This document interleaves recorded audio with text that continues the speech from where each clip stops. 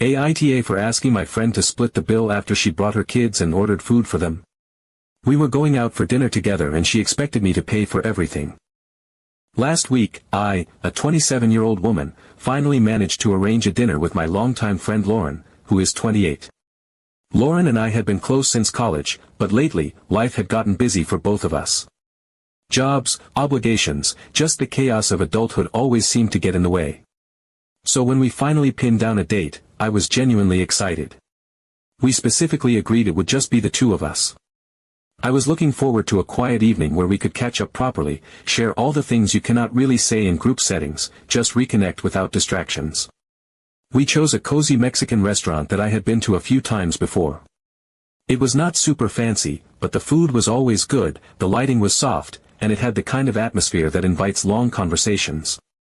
I arrived a little early and grabbed a booth near the window, feeling this warm, nostalgic kind of happiness that comes when you are about to spend time with someone you have known for years. When Lauren walked in, I smiled and started to get up to greet her, but then I noticed she was not alone. She had brought her two kids with her, a little boy around 5 years old and a girl who looked about 7. I was caught off guard.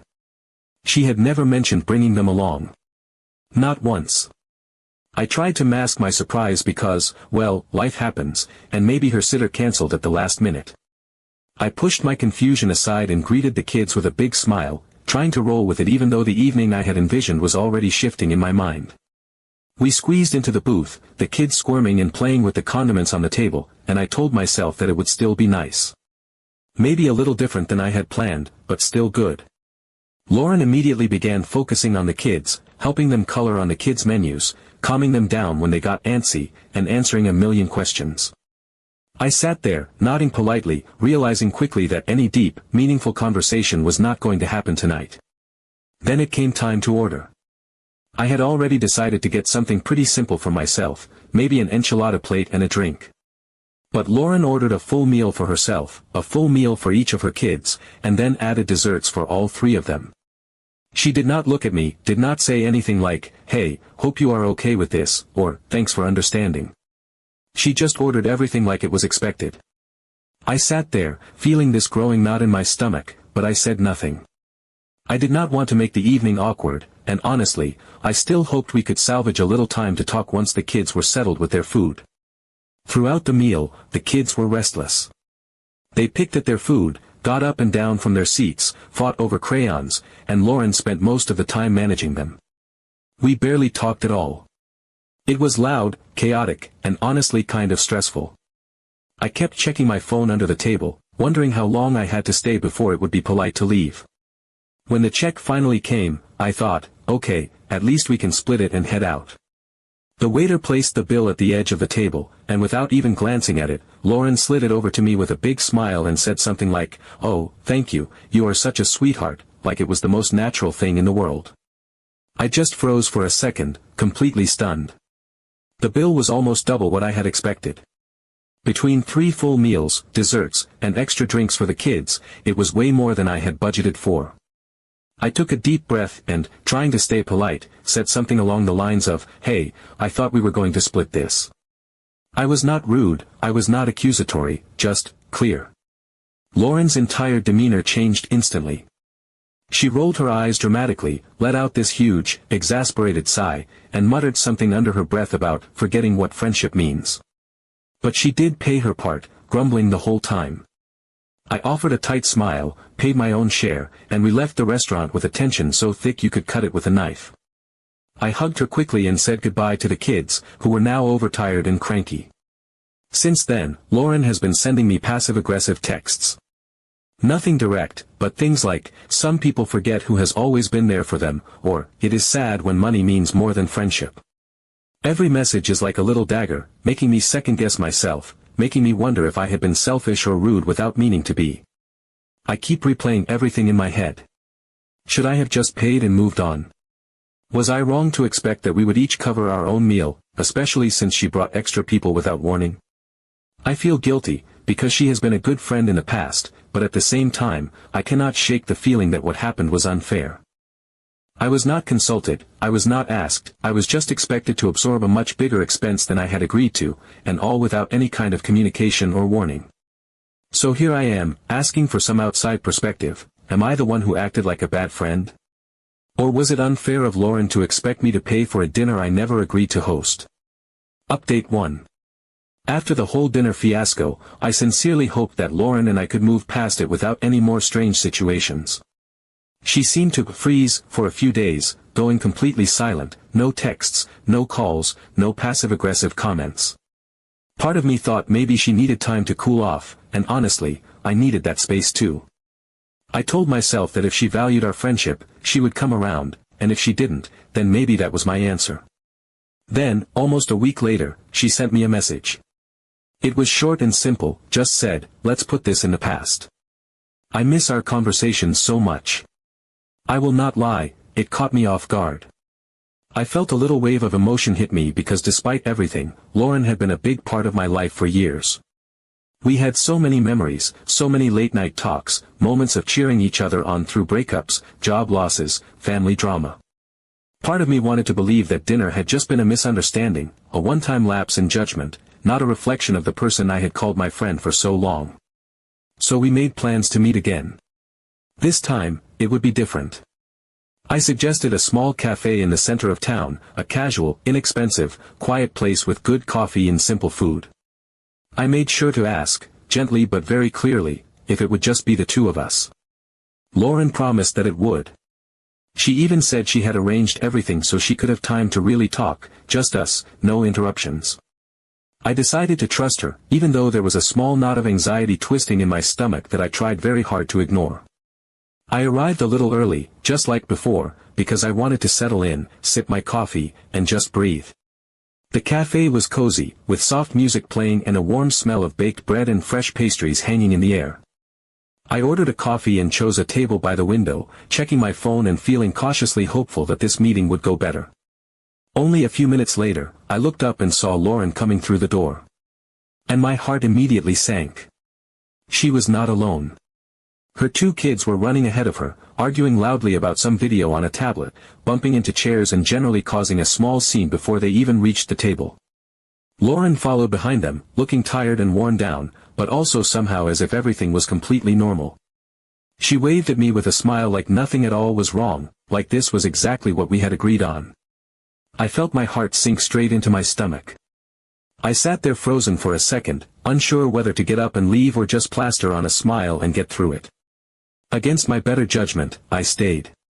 Lauren sat down across from me without so much as an apology, immediately turning her attention to her kids, trying to wrangle them into their seats while they argued over who would get to hold the tablet.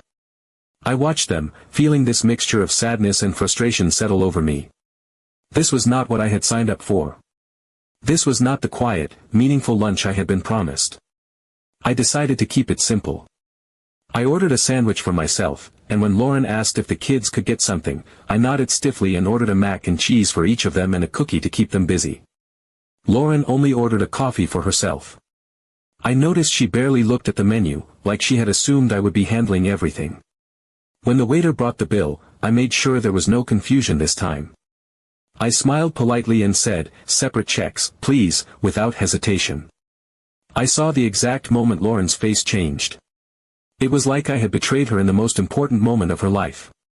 Her eyes widened, and she gave me this wounded, almost dramatic look, as if she could not believe I would do something so heartless. The rest of lunch was painfully tense. The kids kept interrupting, asking for more napkins, spilling water, fighting over the tablet again.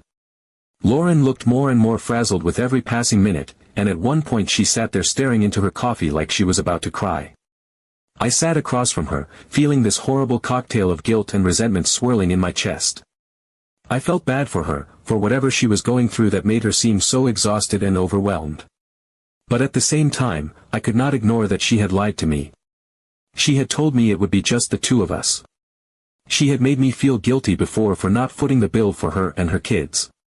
Now here we were again, and it was all happening exactly the same way, just a little more quietly, a little more carefully disguised.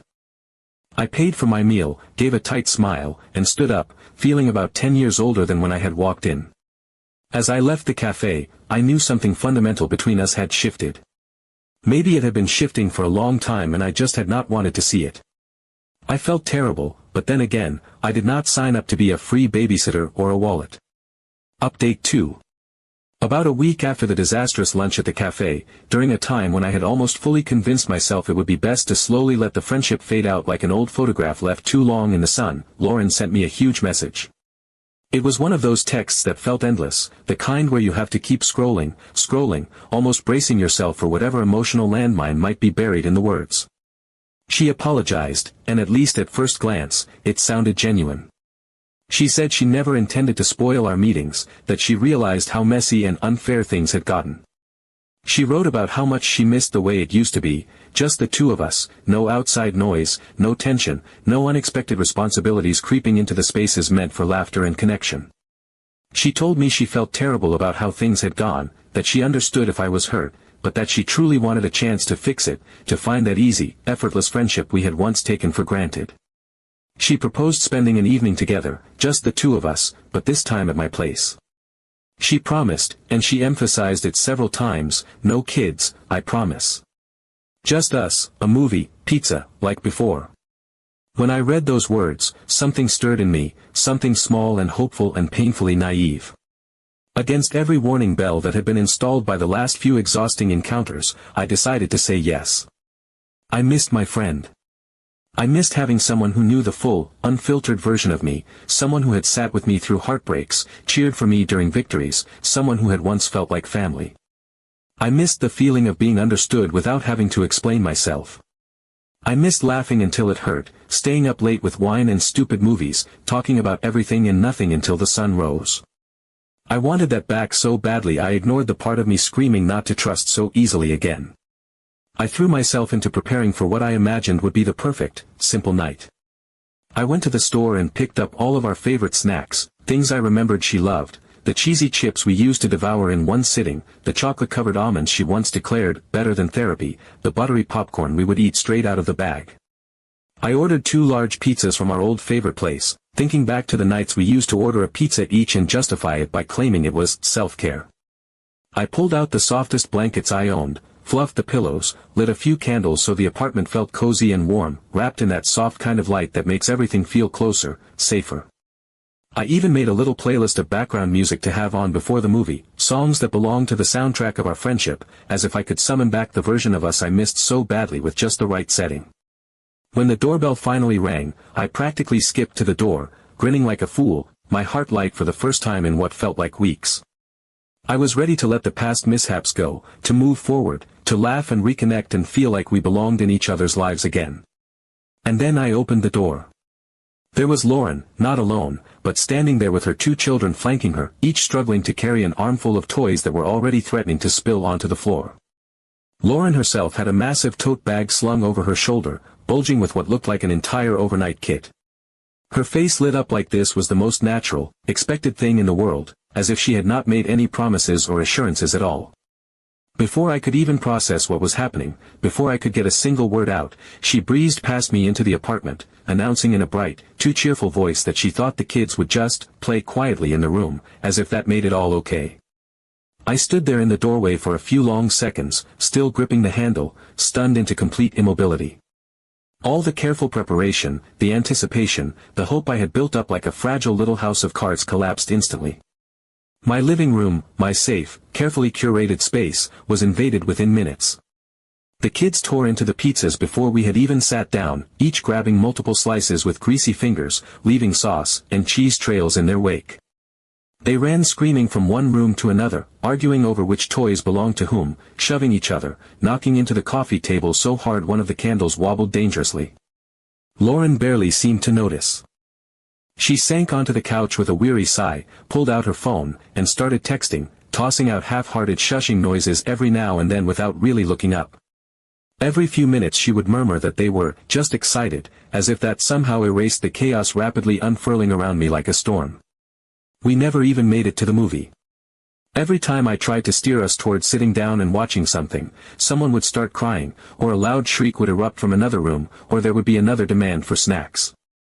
One of the kids managed to open several of my kitchen cabinets and began rearranging my pots and pans like it was some sort of treasure hunt. The other grabbed a ball they had brought and began bouncing it repeatedly against my wall, ignoring every weak protest Lauren tossed in their direction.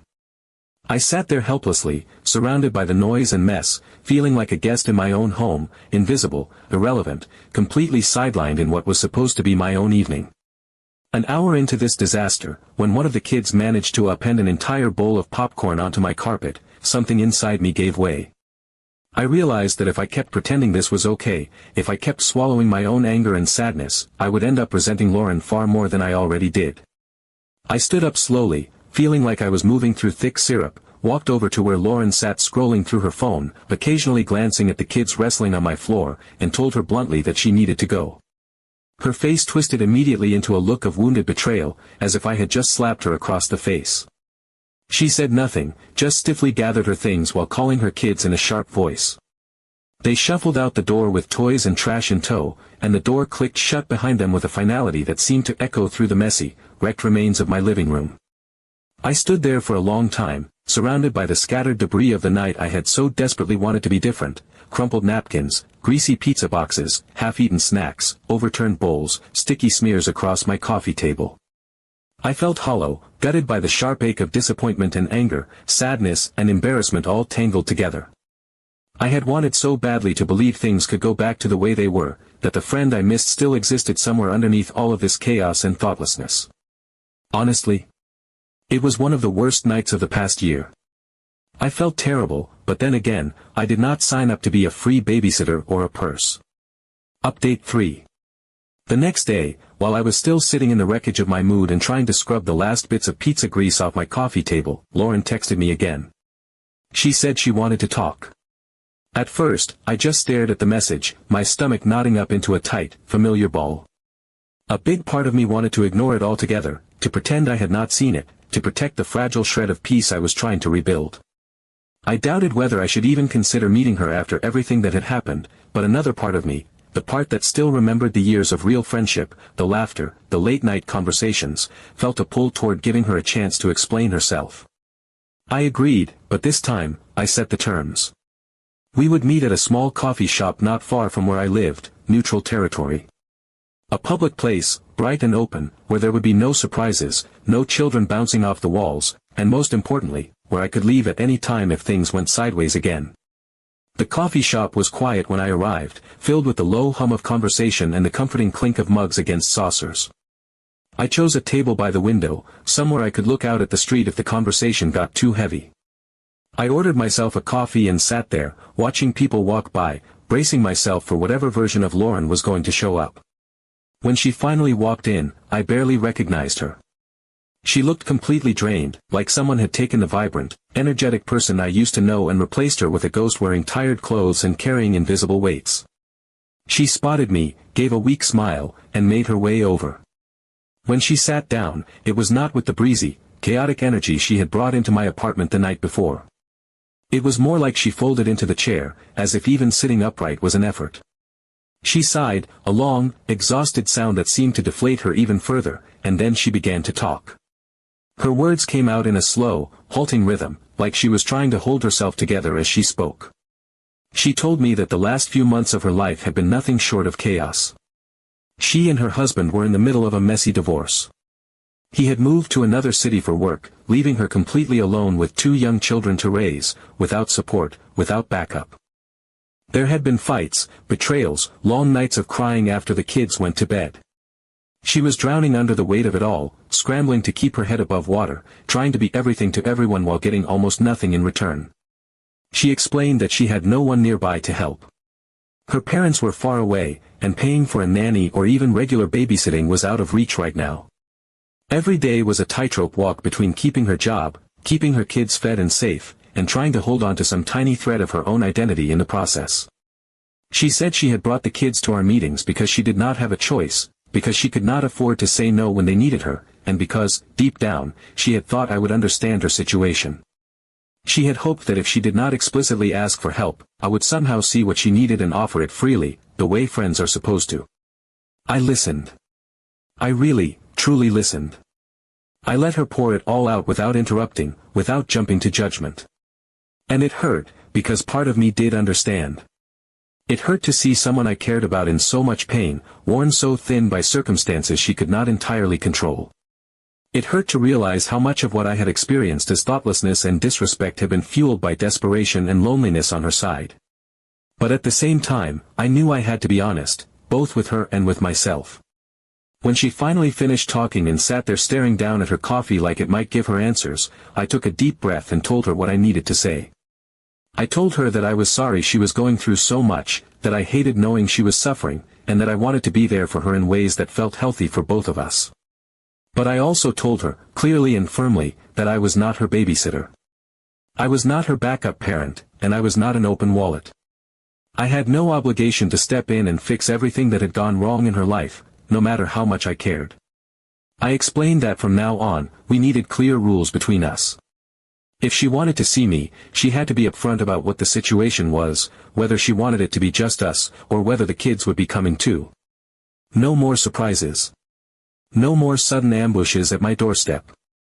No more expectations that I would silently step into a role I never agreed to take. I needed the freedom to decide for myself if I was willing and able to meet her where she was at any given moment, based on honesty, not guilt or obligation. To my surprise, she nodded. She looked crushed, but not angry. I could see the flicker of understanding in her eyes, that reluctant, painful recognition that comes when someone realizes they have pushed too hard, leaned too heavily on something they assumed would never break. We left the coffee shop on a more positive note than I would have thought possible.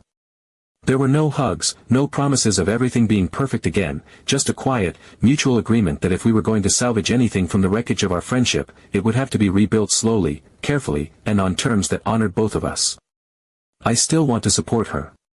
I still care about her. But now, it is on my terms. And most importantly, now I have clear boundaries that I will no longer allow to be violated.